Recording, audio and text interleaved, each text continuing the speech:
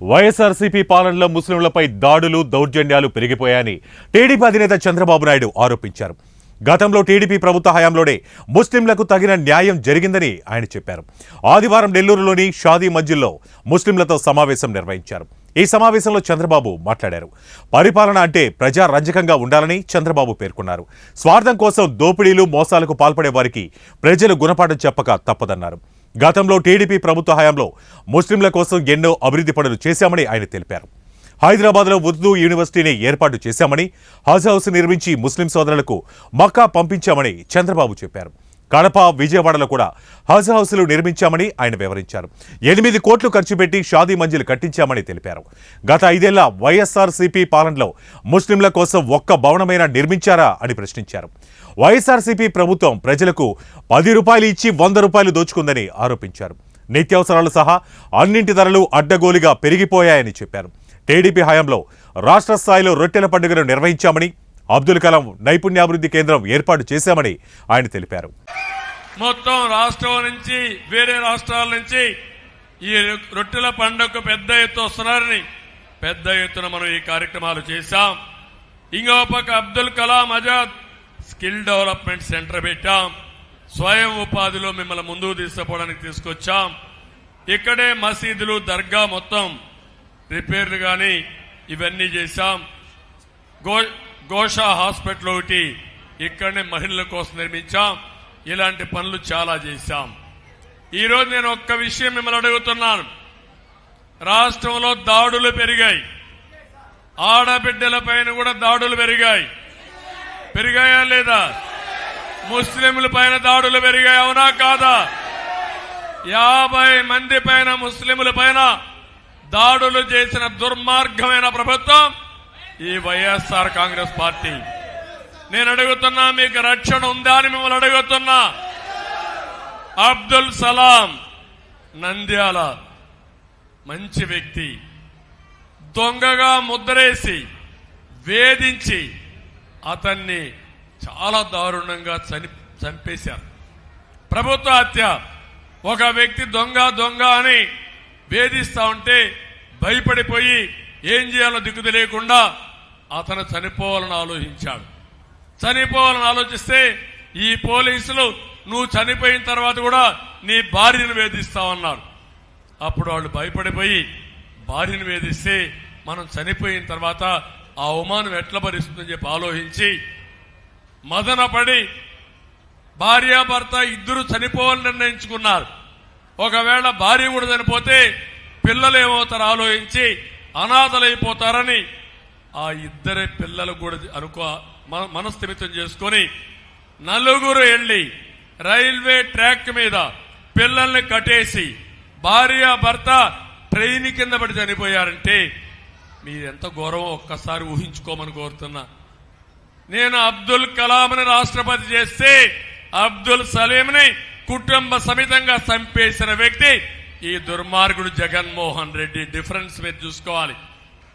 ఎక్కడో ఉండే అబ్దుల్ కలాం గారు ఆ రోజు నేను ఒకటి ఆలోచించాను. దేశభక్తుడు, దేశానికి అవసరమని నేను గట్టిగా రికమెండ్ చేసి ఆ రోజు వాజ్పేయి గవర్నమెంట్ లో వాజ్పేయి గారిని మెప్పించి రాష్ట్రపతి చేసిన పార్టీ తెలుగుదేశం పార్టీ, ప్రతిపాదించిన పార్టీ తెలుగుదేశం పార్టీ. అత్యున్నతమైన గౌరవం తెలుగుదేశం పార్టీ మైనారిటీ సోదరులకు ఇస్తే చాలా దారుణంగా వేధించి చంపేసే పరిస్థితి వచ్చారు. ఇంకొక విషయం మీరు చూడండి. పలమనేరులో ప్రభుత్వ పాఠశాలలో ఒక అమ్మాయి చదువుతుంది, మిస్బా.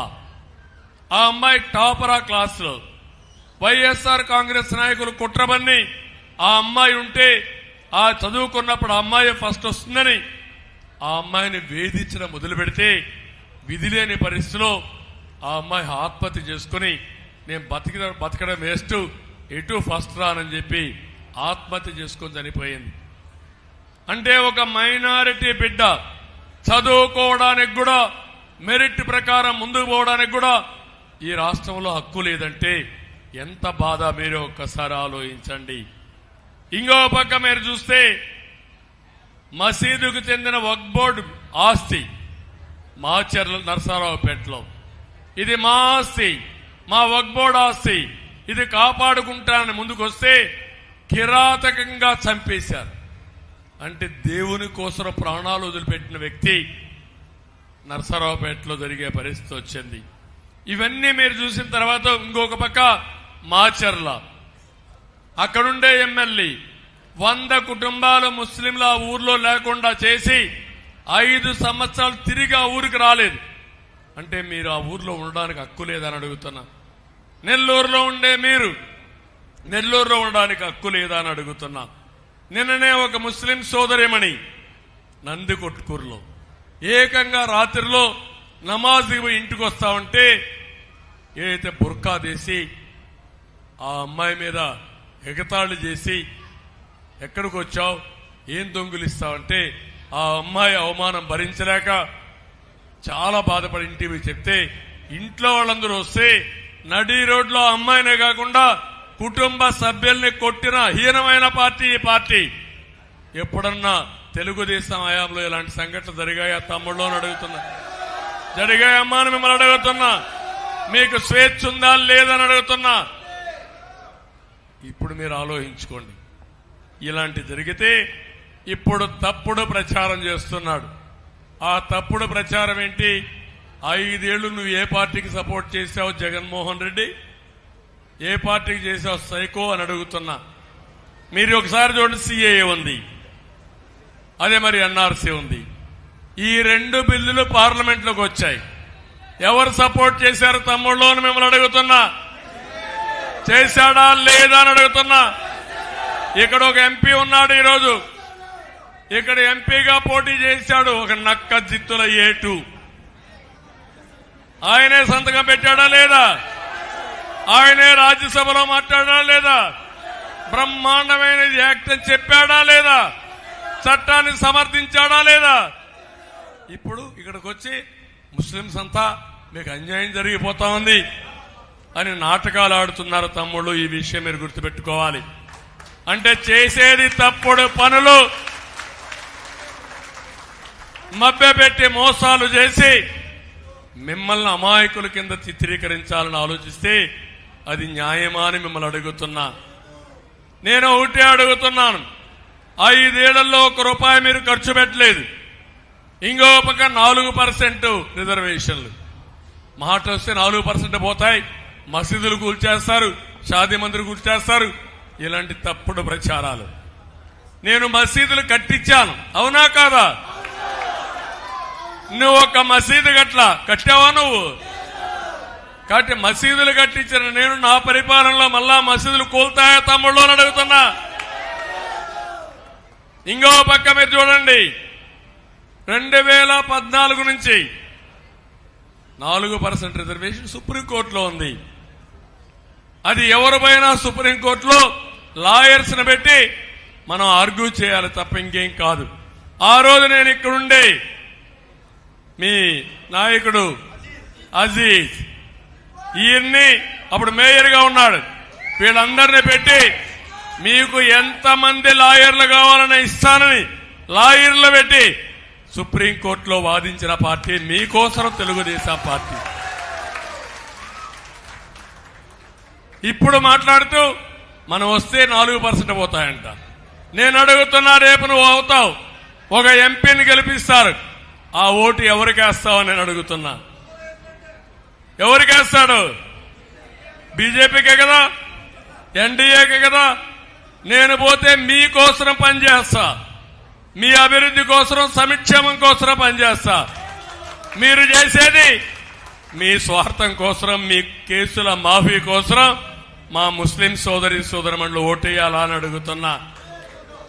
ఈరోజు మీరందరూ ఒక విషయం గుర్తుపెట్టుకోండి, 5 సంవత్సరాలు చాలా దుర్మార్గమైన పాలన, నరక యాతన.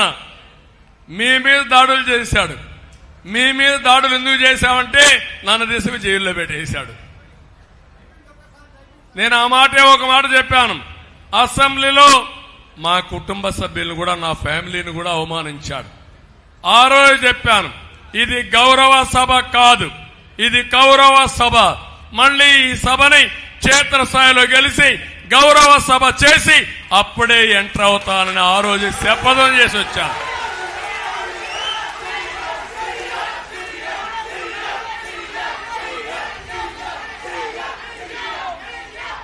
నా శపథం కరెక్ట్ అవునా కాదా అని మిమ్మల్ని అడుగుతున్నా. అవునంటే గట్టిగా చప్పట్లు కూడా చెప్పండి. ఒక గౌరవం కోసం శపథం చేశాను. ఈ రాష్ట్ర ప్రజల కోసం శపథం చేశాను.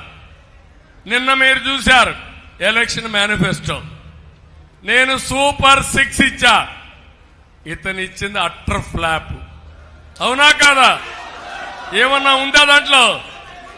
నేను చెప్పా మా ఆడబిడ్డలకి, నేను వస్తానే మొదటి నెల నుంచి ప్రతి ఆడబిడ్డకు 1500 రూపాయలు మీ అకౌంట్కు వచ్చేస్తాయి. నెలకు 1500, సంవత్సరానికి 18,000, 5 ఏళ్లకు 90,000 మీ అకౌంట్కు పంపించే బాధ్యత నాది. 2, ప్రతి బిడ్డకు ఎంతమంది ఉంటే అంతమంది తల్లికి వందనం కింద 15,000 రూపాయలు ఇచ్చే బాధ్యత నాది. ఎన్నికల ముందు ఏం చెప్పావు? అందరికి ఇస్తానని చెప్పావా లేదా? ఇచ్చావా ఈరోజు మీరు? అంటే ఒక ఆడబిడ్డ, ఒక తండ్రి, 2 పిల్లలుంటే చదివించాలంటే ఎవరిని చదివించాలనో తెలియక సందిగ్ధం. వాళ్ళకు కూడా మనసుంది. మనసుండే వ్యక్తి 2 పిల్లల్ని సమానంగా చూసుకుంటారు తప్ప 2 పిల్లల్ని డిఫరెన్షియేట్ చేయలేరు. అందుకే నేను ఆలోచించాను, ఏ తల్లి తండ్రికి కూడా మేము తప్పు చేశామని ఆలోచన